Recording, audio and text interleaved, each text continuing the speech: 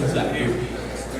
The idea is that if you get entrepreneurs together to share ideas and to refine ideas, then we can grow a lot more together than we could if we were at home in our basements or garages just working away by ourselves.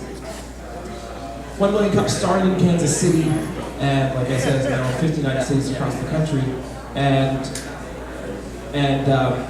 it's great because it kind of, in some places, has served as a hub for entrepreneurship. It's where entrepreneurs get together and realize what other small business owners and startup owners are doing in their community.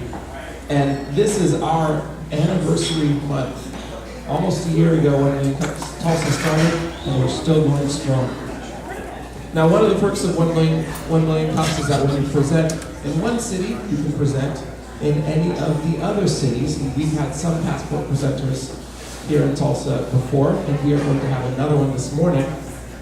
P2B investor comes from Denver, Colorado, which may be our furthest away entrepreneur to present here.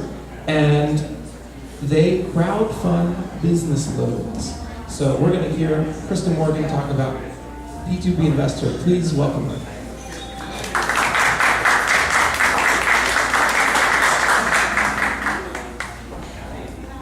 Morning, everyone. I'm Krista Morgan, co-founder and president of P2B Investor, and we are a financial technology company based in Denver. We are crowdfunding business loans that are backed by receivables, so we're helping growing companies get the capital that they need. We're disrupting a $114 billion market through this combination of crowdfunding and technology. Before I tell you about how it all works, let me just tell you briefly how this Canadian with a background in digital marketing ended up founding a finance company with my dad. So a couple years ago, was living in London. I was working in agencies on digital marketing accounts. My dad calls me up from Denver, Colorado, and says, "Krista, I want to start a company." We started talking capital. The next thing you know, we are talking about crowdfunding receivables. I don't really know how that happened, but it was just one of those entrepreneurial kind of serendipitous events. We had a business plan within 2 days. Within 3 months, I packed up all my things, moved to Denver to turn what I think was a very compelling PowerPoint presentation into a real business. So we're solving a really big problem, which is that business lending needs a shakeup, right? Every single company, as they're growing, is going to face cash flow issues. It's a normal part. And what we need are lending organizations that understand the kind of journey that a business goes through and the capital that they're going to need throughout that journey. When I look at the business lending market, I actually see the options as being quite polarized. On the one hand, you have these big banks who, I mean, let's face it, aren't and can't really lend to businesses when they need it. And on the other hand, you have alternative finance companies who are not only more expensive, and sometimes can be extremely expensive for a business, but they can hamper a business with contractual covenants in the loan agreements that stops them from being able to grow. So we looked at the market and we said, we think we have a solution to this. We think we can provide sort of growing companies, people who have like $1 million in revenue up to say $10 million in revenue, with a large loan that is affordable and that that enables them to keep growing, keep borrowing as their business grows. One of the things that we did is we actually, you'll find a lot of business loan agreements that make it hard to leave. We actually make it really easy to leave. It's just sort of part of our philosophy of doing business, that when we're no longer the right business lending partner for you, that you should go somewhere else. So how does business work? So our company actually goes out, we have a sales team, we find businesses, we underwrite the loans in-house, we fund the loans in-house, and then we have a crowdfunding platform where a group of accredited investors can go on, see the businesses that they like, and basically they can buy into the loans in exchange for a rate of return. So this is a new kind of crowdfunding, right? We're taking that model pioneered by Kickstarter, but instead of giving our crowd a reward, we're giving them a return. It's like a hybrid of crowdfunding and alternative investing. I always want to talk briefly about sort of why people want to work with us. And, my philosophy as an entrepreneur is that you should go out and kind of make the world a bit better when you got here. And we think that actually business lending is an area that is complicated, it's really time consuming, it's not easy, and we set out to try to change that. We've actually just released some new technology that's going to allow a business to, through a QuickBooks API, apply for like $1 million business loan in under 5 minutes. And we think that that is really exciting because as entrepreneurs, we all just want to get back to work with the capital that we need to grow our business. The company raised about $1 million last summer, and we went into market to go and create this amazing business. And then we got to April 30th of this year, so almost kind of 8 months, and said to ourselves, we don't have any clients, we haven't done any business, is this really going to work? And we had a lot of tough conversations. And then May 9th, we funded our first invoice, and in the last 5 months, we've funded almost $18 million of invoices, signed $7.5 million in loans. So I love this slide because we were so close to not being able to tell this story, and I'm very excited that we have come so far, and it's just it's been a great time for our company. So broadly, our company, P2B Investor, is crowdfunding a better business loan. We're matching borrowers and lenders.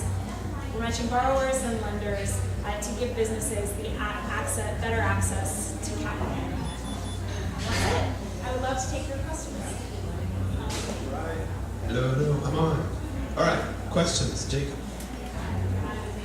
I want to hear how you went from April to now and $18 million of loans funded. That's awesome, by the way. So I want to hear, for everyone who has gotten to that point of launching something but is having trouble actually gaining market share, I'd love to hear what you've done in the past 5 months to get to where you're at.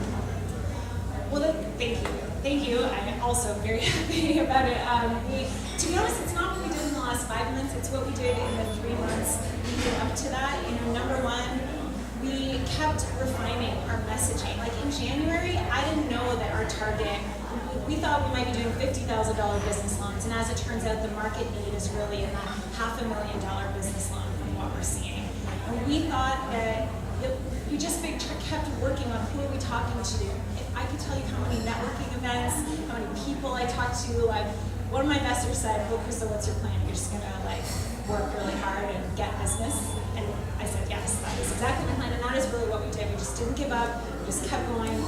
We had loans fall through, failure after failure, and I have an amazing team. And we just kept communicating, kept trying to figure out what works, and that's how we got to May. And then once it started, it kind of snowballed. Once we had the first loan, we had the second loan, it started to be real. So I hope that answers. In your presentation, you mentioned that your investors are accredited investors. And given that you're doing a crowdfunding platform, which has been, I guess, popularized by non-accredited investors like Kickstarter and Indiegogo, what are the similarities and differences you find with a crowdfunding platform for accredited investors, and what kind of roadblocks have you hit so far? Oh, that's a good question. The answer is when you're dealing with accredited investors, they're always kind of trying to figure out, is this too good to be true? Am I going to lose their money? I mean, people who have a lot of money, actually, what we learned is they think a lot about how to keep their money because they don't want to go back to not having it. And so it's our job. There's probably a longer sales cycle on the front end trying to say, this is our underwriting process. This is why these are good loans. But I don't know, some people will say, well, I'll just throw 20 grand at it and we'll see how it goes. But we're also supported by a hedge fund. So we have some large institutional investors that give us a lot of capital while we build up the base of accredited. And it is our intention to open up to the general public, but that costs about, give or take, $1 million in legal fees. And I still haven't had $1 million lying around yet. Yes, after you get the investors, who services the loans? We service the loans. So we've built a back office in-house. We buy, and these are receivables-backed loans. So we're buying invoice by invoice, advancing against them. And that's where the technology comes in to try to make that a lot more efficient. Like the QuickBooks sync means that invoices are straight from your business's accounting system into our back office system. So. What have you been Two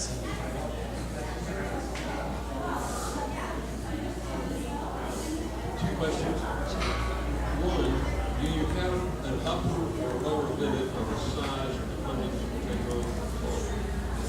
And the second question is your underwriting done based on the creditworthiness of the customer in the invoice or the borrower?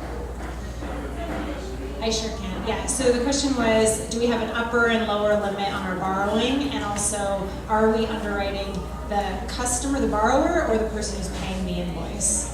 Good questions. So the first question, first answer is we don't. I mean, we don't really lend less than $50,000. We haven't lent more than $2 million, so it's coming in that range. But there are a lot of, it depends on a lot of things. We'd probably do a larger loan. We probably wouldn't go smaller than $50,000. And in terms of underwriting, actually, we underwrite significantly on the borrower themselves, because in this lending, if your invoice isn't paid by Walmart, then your business still is responsible for buying the invoice back from us. So we spend a lot of time. What we're looking for is, does the business have do they have cash? Are they gonna be able to keep staying in business? Are they growing? We care a lot about companies that are growing and can support this type of financing. And just general character of the owner. We look at the health of the balance sheet, things like that. All right, if you just came in, you're welcome to come find a seat. We got some open seats here in the middle. I have a question about your team. I mean, it seems you're writing more loans, you're potentially looking to scale.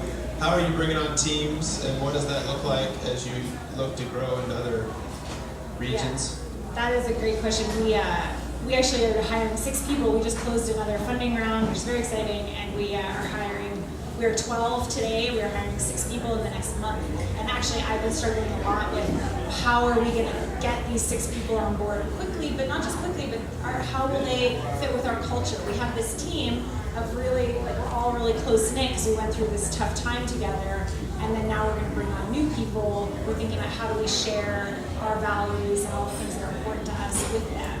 And I don't have the answer. I have actually been doing a lot of thinking on that subject. But yeah, we're going to grow significantly on the team. Here's a question. What's the cost or experience for if I come to you, am I paying the closing costs? Am I paying a flat fee? What am I paying usually? So business to us, there's no cost to apply, and as I said, we're trying to make the loan application really simple. If you go into underwriting, there's so like let's say we get through the process, you say yes, I like your terms, yes, I want a loan. You pay a diligence fee, which covers the cost of like us just running all the third-party reports, and we charge a 1% origination fee, but the diligence fee is deducted from the origination fee. So it's really a 1% fee on the size of the line. So if it's a $250,000 line, you're talking $2,500 up front, and then you're just paying the cost of the money. And we actually, there's like a daily rate of interest. Every day that you have money out, you're paying interest, and you only pay for what you're using.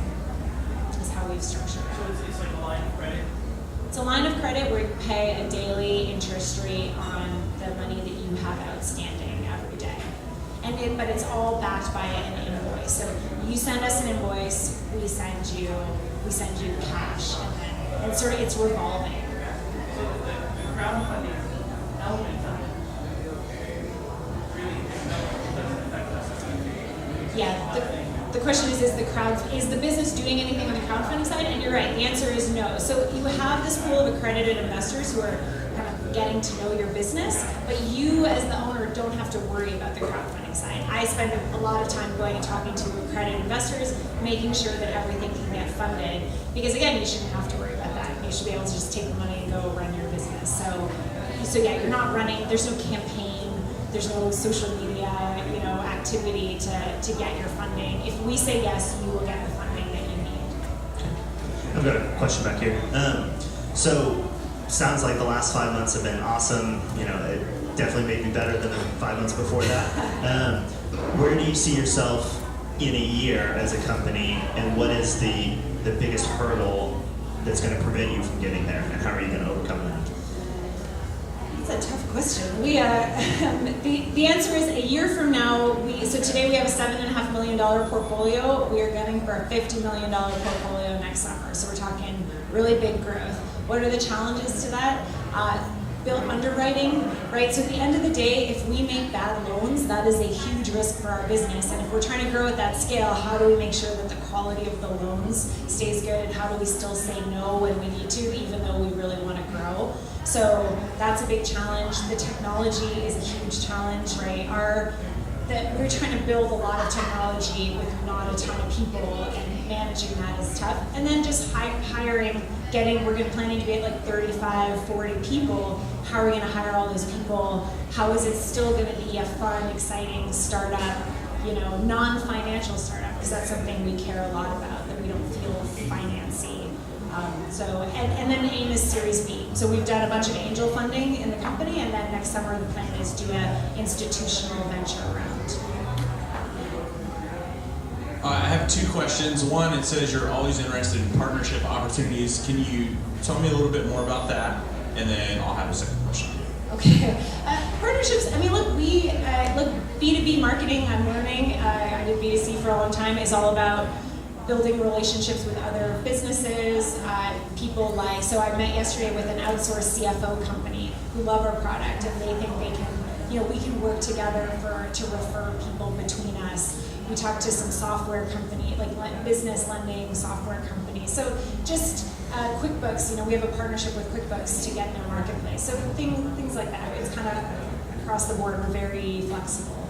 Okay, I'll connect with you on that. And then the other one is, what ideal clients are you looking for right now? You've definitely hit that hump where you almost crashed and burned, and then you steered up, and you've got several contracts since then. Are you seeing a pattern in the type of people that you are able to help, or are you really open for every end of the spectrum, like somebody who wants to run an ant farm in Nebraska versus somebody who wants to do like spaceship stuff in New York or something? I don't know. I am really hoping for an ant farm in Nebraska. That would be awesome. So the answer is we are interested in all kinds of industries. It's specifically because we're crowdfunding. Our investors want to be able to invest in a diverse set of businesses. So we like a lot of different industries.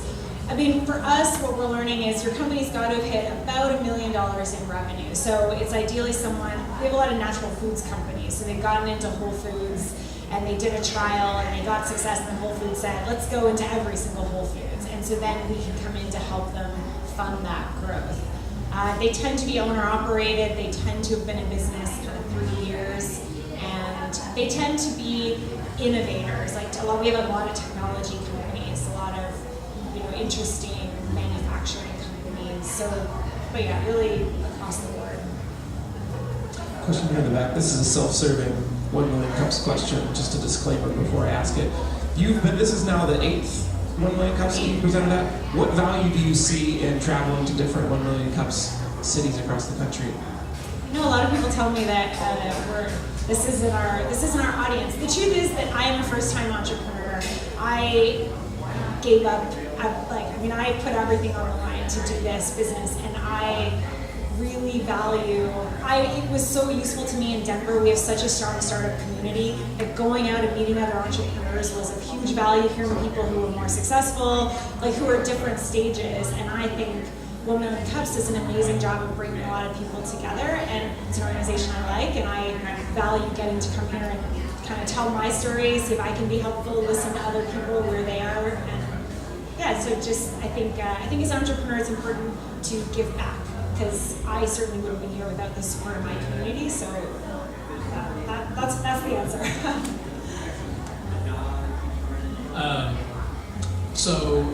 Your direct competition is banks. Do you have other competition besides non-banks? Yeah, and to be honest with you, the banks are not really our competition, because generally the companies we're lending to, they could be bankable. The bank might give them a little bit of money, but usually they don't have the consistency in their numbers. Because as you know, when a company's growing, you spend more on marketing 1 month, then it goes down. You're kind of going like this, and the banks don't like this. They like this. So so it's not so much banks, they're actually referral partners for us, but other alternative lenders, there are online lenders, and it's like people who are doing different types of loans. A receivables loan, your business might be able to get 3 different types of loans. And so what we're competing against is how do we say we think a receivables loan is right for you and here's why. But yeah, there's just a big community of these just alternative lenders, and that's where we're sitting. Hey, great presentation. I had a question. Are there any industries you're looking to expand your funding to that you haven't seen yet? Well, yeah, tons. I mean, we have about 16 clients. So yes, lots of industries we'd be interested in. We've been talking a lot to pet companies because there are all these like new people creating consumer goods that are going into like Petco and PetSmart, and so people so we've been talking about pets. We've been talking about a lot of SaaS. So we actually created a product. It's kind of like a hybrid of receivables and a regular business loan. It's for a company that has a SaaS. They're selling software. They sell it. You pay a fee every single month, but you might want to borrow against the next 12 months of fees. So we just call them our SaaS companies. And so we've been doing a lot of targeting there to try to get companies like that on the platform because we just like their business model. And we can give them much more affordable funding than just like a cash flow loan that is kind of currently their option.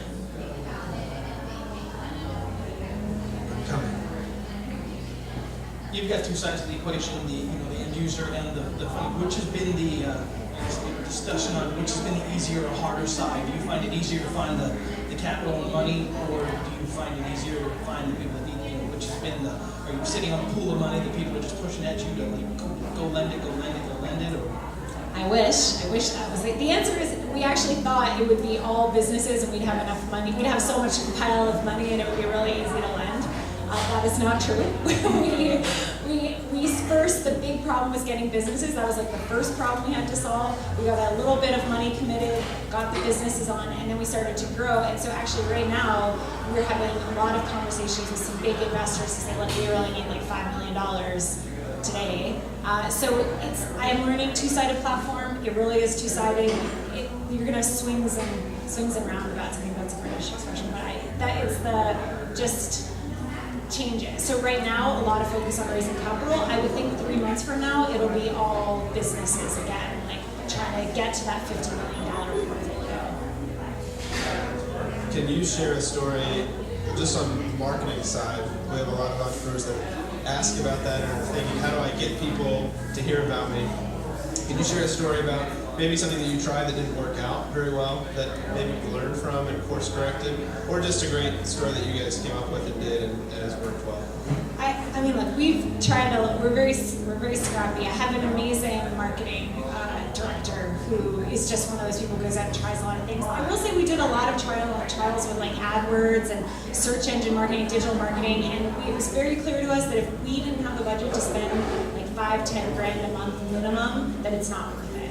Like trying to do a couple of $100 here and there, $1,000 was not valuable for us. It was much more valuable. Like it is way more valuable to spend whatever it probably costs me $500 to fly out here, stay at a hotel, and present to you. I find this way more valuable in terms of getting the word out than going to Google, for example.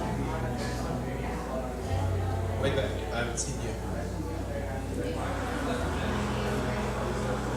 All right, I'm going to jump in and ask you, what can we, the Tulsa community, what can we do for you?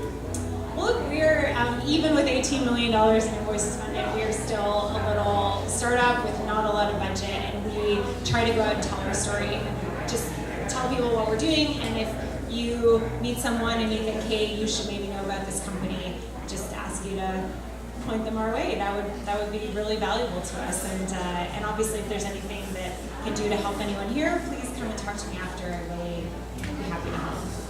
Okay, let's give it up for Krista and P2B.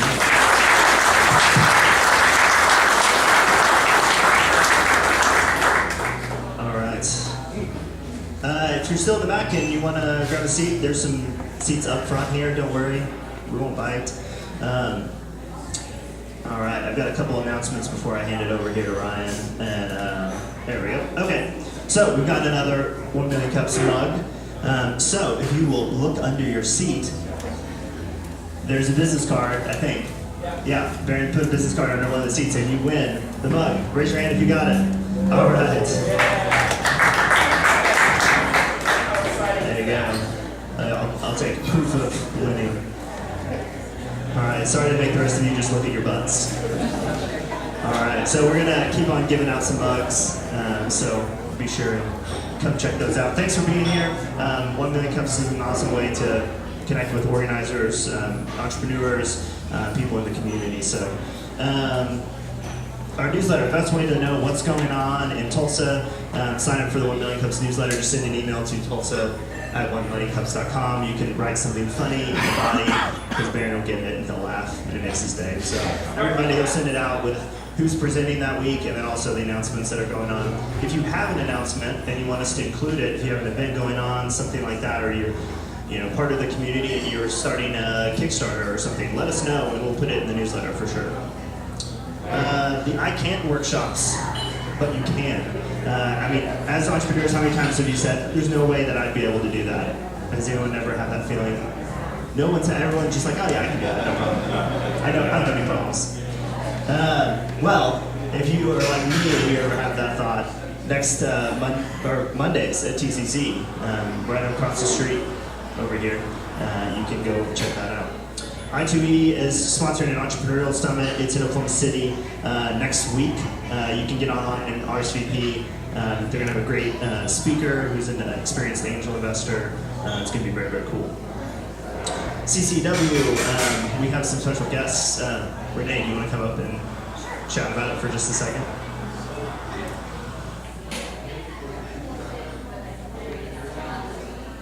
Hi everyone, my name is Renee Sealanders and I'm the director at the Center for the Creation of Economic Wealth in Norman. You may know my counterpart here in Tulsa, Taylor Potter, and Jeff Moore are here pretty frequently.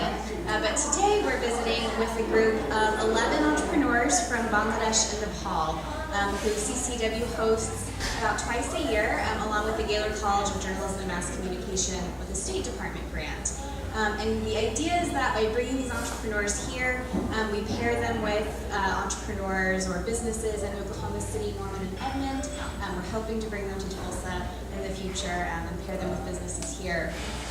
But that there's that international exchange that goes on, and there's a reciprocal trip back to Nepal and Bangladesh for the entrepreneurs who host from Oklahoma.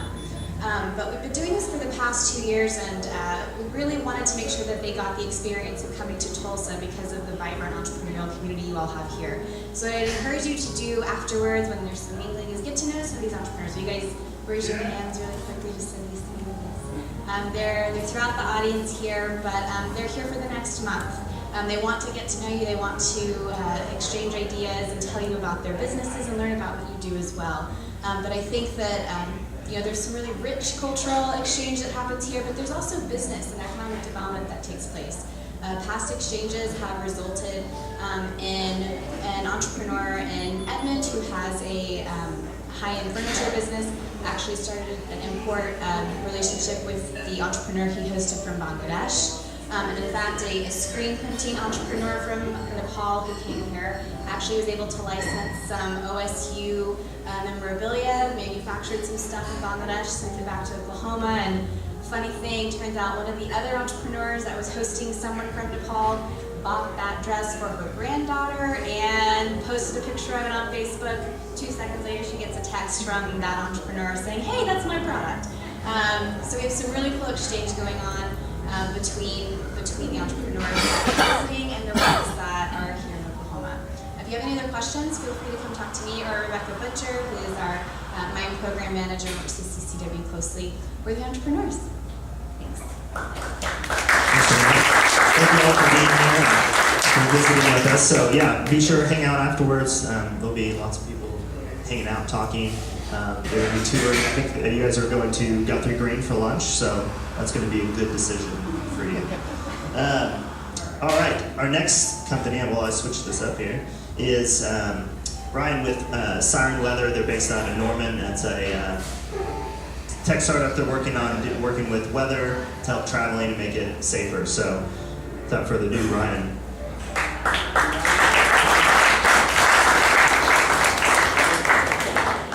So while he's getting that pulled up, I just wanted to kind of echo what Renee is saying. I've spent the last 2 days with the entrepreneurs and had some really cool experiences with them even in the past 2 days. So get to know them as much as you can, and it's a really cool experience. So as Dustin mentioned, my name is Ryan Phillips. I am a computer science master's student. While I trip over the cord, a computer science master's student at the University of Oklahoma. And I've been working on Siren for about the past year now. And so I'm going to tell you a little bit about the problem and solution, and then we'll jump into kind of how we got there. So every year in America, there are about 125,000 weather-related accidents.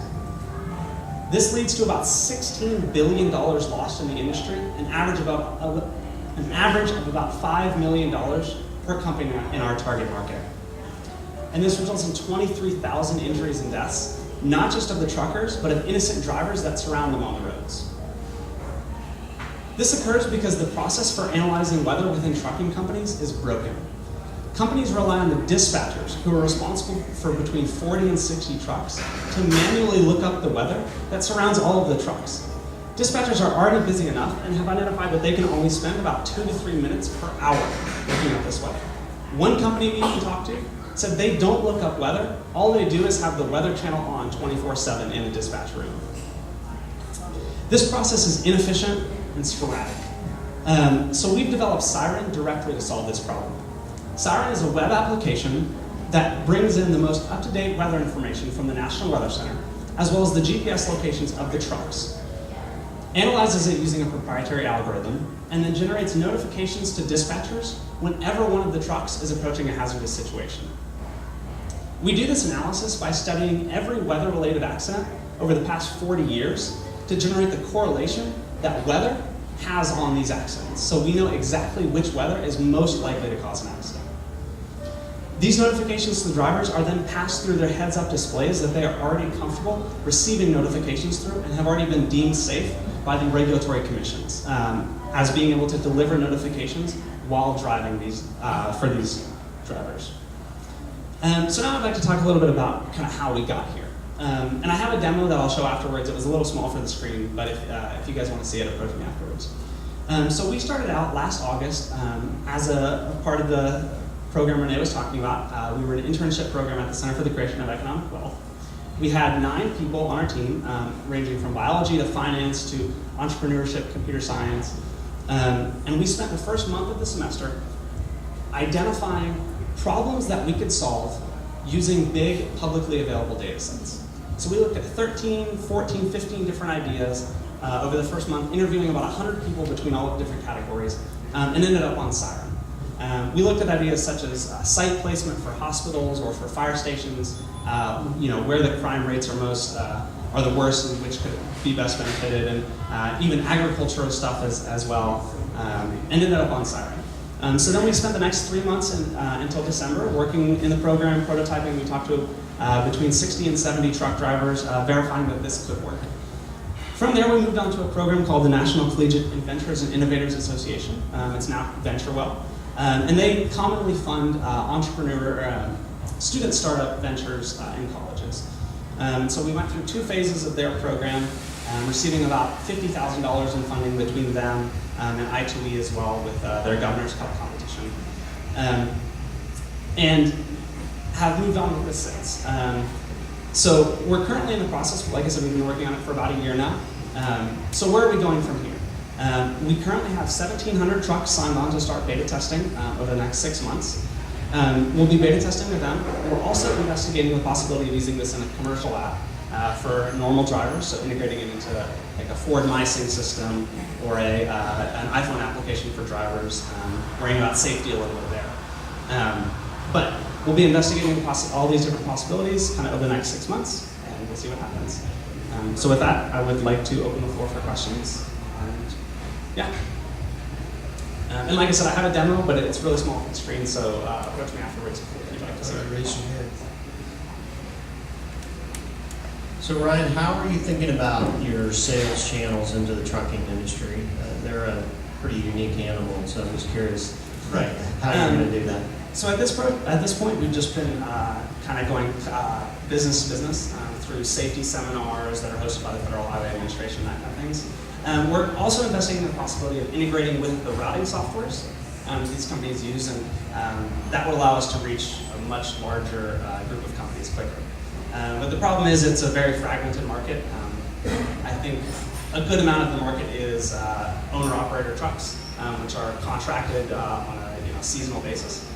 So we're still struggling with how to approach those large groups. Ryan, what is it like, and where are you guys in the process as a team? You had 9 people on the team.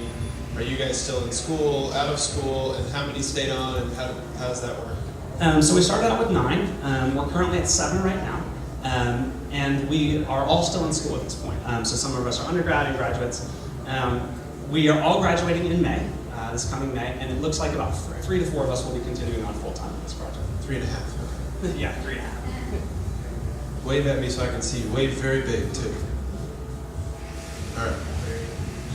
So what is the most hazardous weather condition for truckers? I'm gonna shock you with this. It's actually fog. These trucks cannot stop like a normal car can. And so on a percentage basis, fog causes the most. If you're looking at a pure number basis, rain causes the most because it's the most, it happens the most often. So as a computer science master's student, my question for you is, computer science programs do not typically teach the things that you need to start software development. How has the CCW and the Software Business Accelerator, how have you combined that with your computer science to create this startup, and what are the challenges you see as a computer science student moving into entrepreneurship and software development? Right, so there's kind of a blend. So the Software Business Accelerator teaches us the web programming and the kind of the front end aspect of it, something that the OU School of Computer Science does not offer. Pairing that with some research that I've been working on, I also do research in advanced robotics and machine learning. And so pairing those two together is a really cool kind of way that this comes together. Some challenges, our OUCS department is very theoretical, making it very hard for people to move into the startup community kind of right out.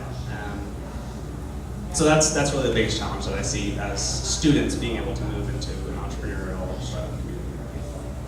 Hi, this is Mahesh from Nepal.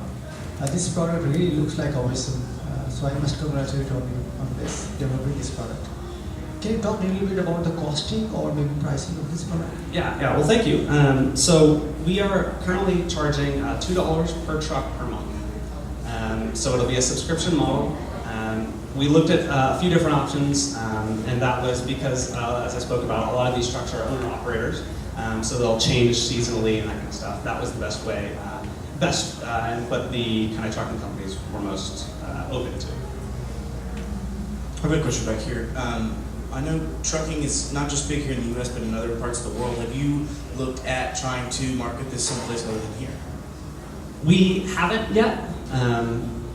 It is something that is on our radar. Our expansion model has more focus on the consumer market here in America versus expanding to trucking in other companies. Because we believe there's a definite value to the everyday driver. If you can imagine, if we can prove that this can save wrecks, maybe lowering your insurance premiums if you have a car that's Siren adopted or that kind of stuff. So we focus on consumer markets in America versus other countries.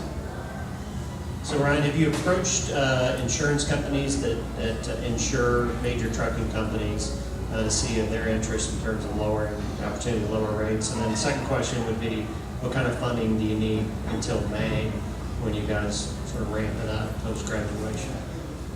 So we have not approached the insurance companies themselves. We've spoken with the companies that have signed on with us about what insurance they're paying and how much they're working with. But everyone we've spoken to about insurance says that it's going to take at least a few years to gather the data to prove that this would actually save accidents or decrease the risk of an accident.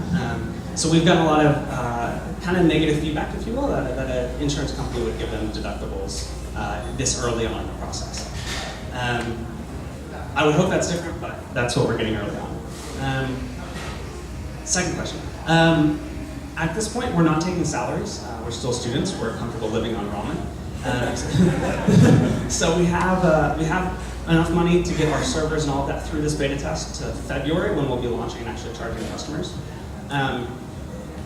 As far as that, we haven't done a full scale approach of what it would look like after May.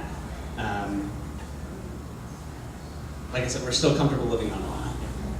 So we're expecting it to be pretty low, and with our first revenue coming in February, we're hoping we won't have to take too much more.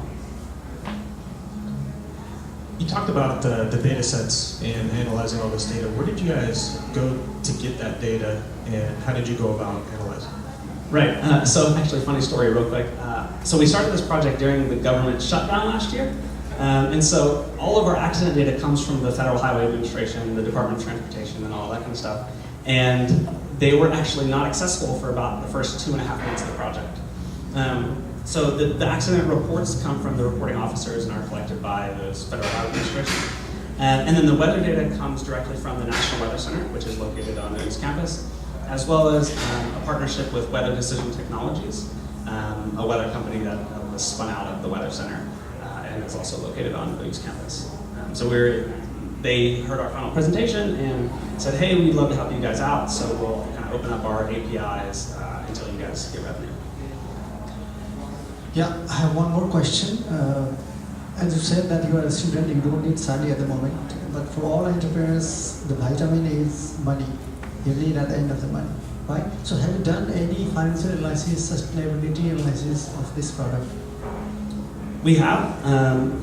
So we did the business plan competition last year, and the kind of number we threw out there, if we're assuming full salaries and all that kind of stuff, would be $300,000 to get this started.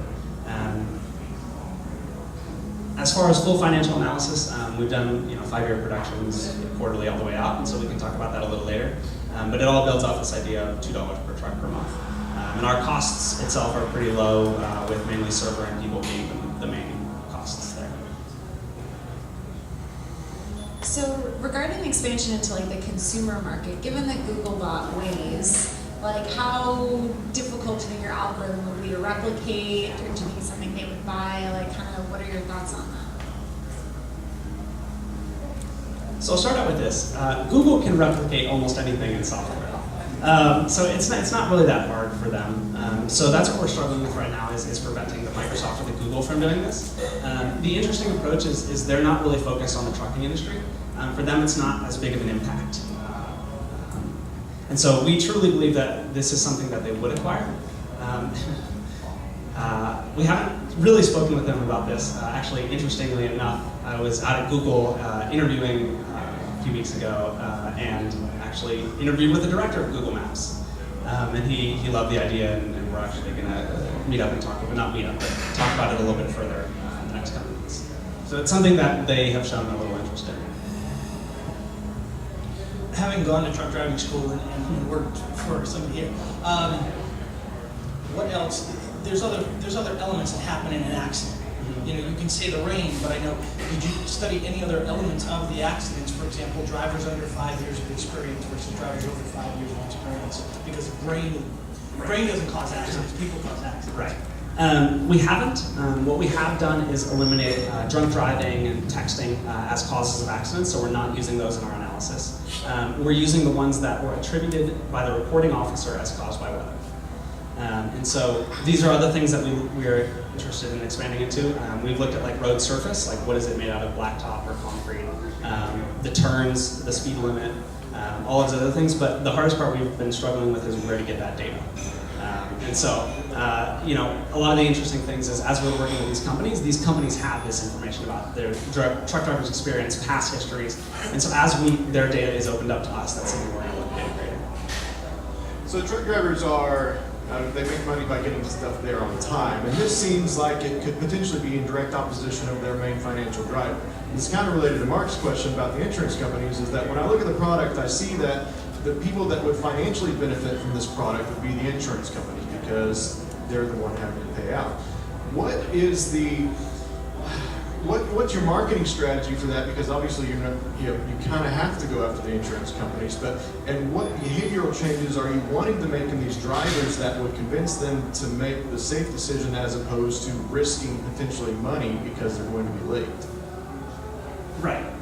So as far as our marketing strategy, we looked at doing insurance early on, but as I spoke about, it takes a long time for them to realize that it actually changes something and then start pushing it on their companies, which is why we started approaching the trucking companies. As far as the actions that they take, it's something that right now they don't have a quality, they're only using qualitative measures for the weather. They really have no idea. A lot of drivers have said that when they get in a wreck, they can't feel the road below them until they're in the ditch. And so we're working closer with the trucking company to determine what actions are taken. We initially had the idea of giving them new routes or telling them to pull over, but that opens us up to a lot of liability on the legal side. So the other part about this too is the dispatchers and drivers are very comfortable with these roads, and so they generally will know what actions to take. It's more about increasing awareness in our aspect. So you actually just touched upon the question that I was going to ask, which is about rerouting, which seems like it would be valuable if you say there's fog coming in to give me an option to go elsewhere.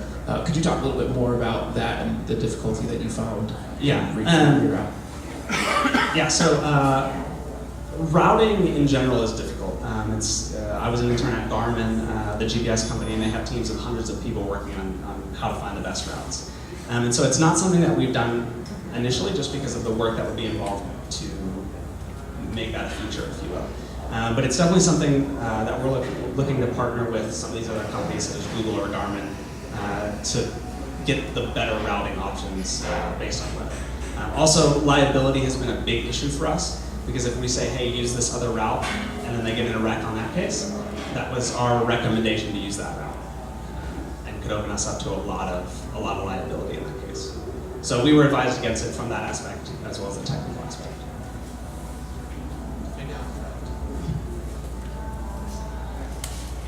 Do most trucks currently have GPS systems and tracking devices on them, and would you receive any pushback from the trucking companies to be tracked? Most trucks do have these systems in them. This is the main way that we've identified dispatchers are sending their next assignment to the truckers. And so specifically Qualcomm-based systems are what they're most comfortable using. I think it's an astounding amount, like well over 70 or 80% of trucks that are already being tracked, if you will. It's kind of a creepy word, but yeah, it is common. Is there any notification for, like in Tulsa, I live in a certain spot where on a routine basis, they need to just put cops there because trucks tip over constantly, and it's Highway 51, and there's one over by us. You know for a fact that it's going to be in those two different spots. Is there any notification that, hey, on your route, in the last 5 years, there's been X amount of accidents in these locations? That is something that our algorithm takes into place, is kind of part about where the wrecks are happening. And wind is also a huge issue with these trucks. So we haven't, I'm trying to figure out how to answer this. It is something that we're working on, that we have implemented early versions of, focusing on wind. The location is a bit tougher, but it's something we're working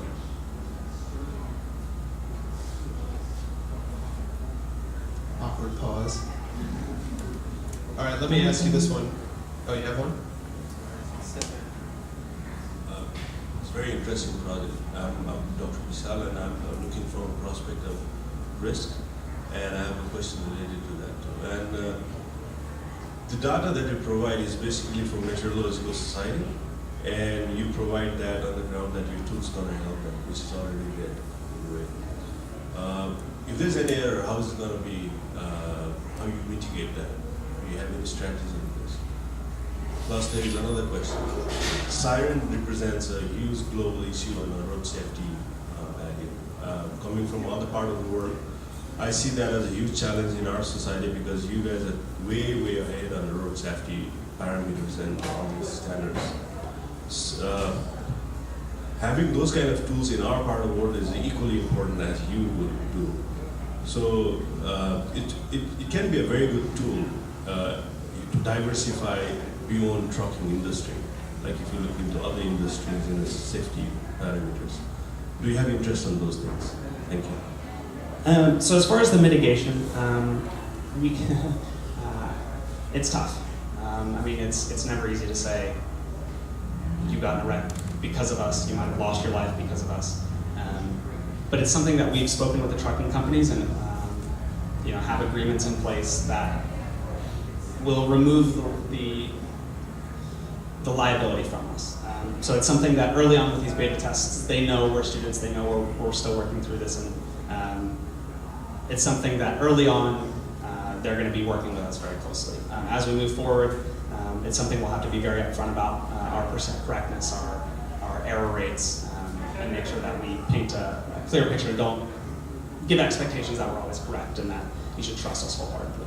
As far as other markets, we've gotten a lot of kind of broader interest. So there's a lot of different markets that we could look into. One of the kind of unique ones that was brought up to us was like on biking computers, that when people bike, they generally bike for 50 or 100 miles, and one guy we talked to got caught in a hailstorm and said he would love notifications on his bike. We've looked at like school closure notifications. If you could provide a school district with a ratings of how bad the roads are around schools, they could decide whether to close or not schools. So there's a lot of different kind of avenues that we've looked at, but we've been focusing on drivers, again in the US, even though we have identified that this is a problem everywhere. It's just where our focus is as students. What about to the average consumer? I can see this being a product that one of us could actually use. Have you guys looked at potentially going there? We have. Kind of the initial inkling is to use a mobile app, but we've actually identified that drivers, like truck drivers, are using that. It's illegal in 11 of the 50 states. And so we're very concerned about safety with drivers using a mobile app. As I mentioned, I was an intern at Garmin, and we're going to be traveling up this semester to meet with some of their members about possibly integrating into their systems. Beyond that, I'm trying to figure out what I can say. Microsoft will no longer be continuing on with Ford, so I plan to explore those options this summer.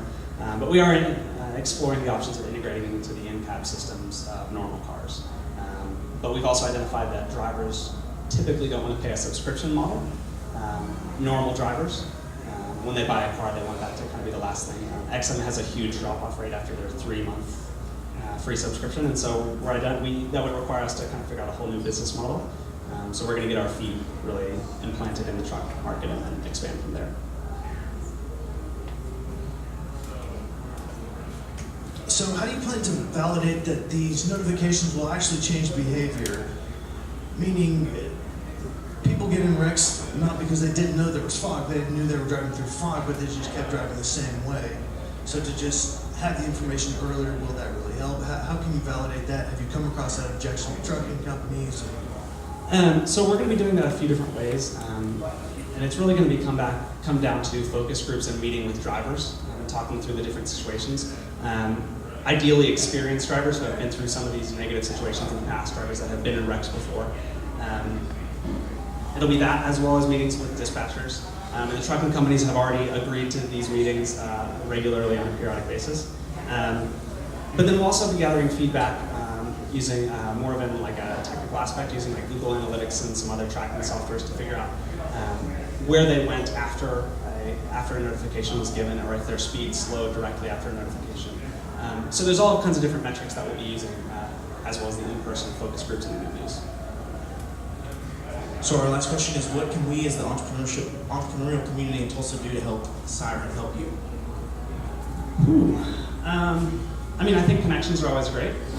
I would love to talk and get your ideas about anything. Like I mentioned, we're students. This is my first time presenting at 1 Million Cups, a little bit different from the previous. This is our first startup. Most of us have little work experience, so advice and leaning on mentors and people who have done this before and who have experiences is really the only way we can make this as successful as possible. So advice and mentorship is always great. So yeah, thank you guys again for the opportunity. So that's all we have for today. We have fresh coffee in the back, so if you didn't get a cup or you want a second or third or fourth cup, there's more in the back. If you're here today and you're interested in presenting and you haven't talked to us yet, Dustin, Barron, Tim, and I, just Barron, will be standing back by the sound booth. So come tell us about your business, about why you want to present, and that kind of thing. And then we'll be back next week with some really interesting companies, and we'll see you there. Thank you guys so much for visiting and so far away.